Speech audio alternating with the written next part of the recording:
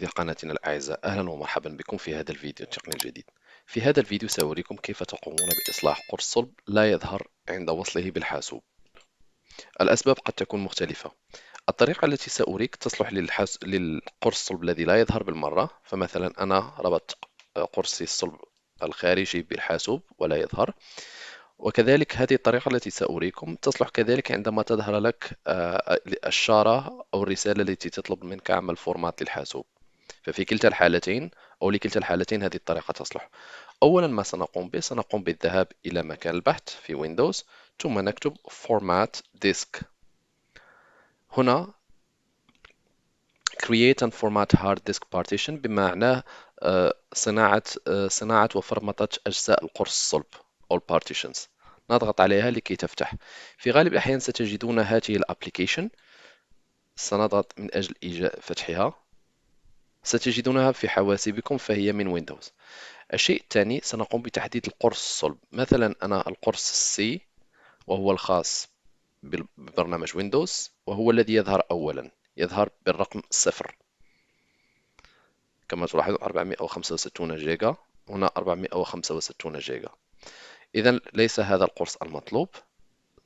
سأقوم بالذهاب إلى الأسفل وهنا أجد القرص الصلب المطلوب. هذا هو القرص الصلب الذي قمت بوصله مسبقا بحاسوبي، يحتوي تقريبا على 140 أو 160 جيجا ولا يظهر كما تلاحظون. سنقوم بإعادة تهيئة الشاشة. كما تلاحظون فهو لا يظهر على مستوى الحاسوب، لكنه يظهر هنا في هذا الابليكيشن الخاص بويندوز. ما علينا فعله، نضغط بزر الفأرة الأيسر ثم نختار New Simple Volume أو جزء جديد، ثم هنا نضغط التالي.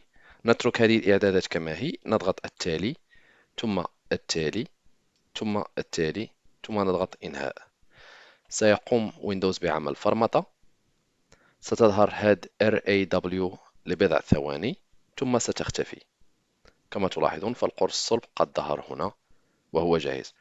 قبل قيامكم بهذه العملية المرجو التذكر بأن هذه العملية ستقوم بمسح جميع المعلومات والمعطيات الموجودة في قرصكم الصلب، لذلك إذا كنت لا ترغب في ضياع المعلومات فلا تتبع هذه العملية. أتمنى أن يكون هذا الفيديو قد أفادكم.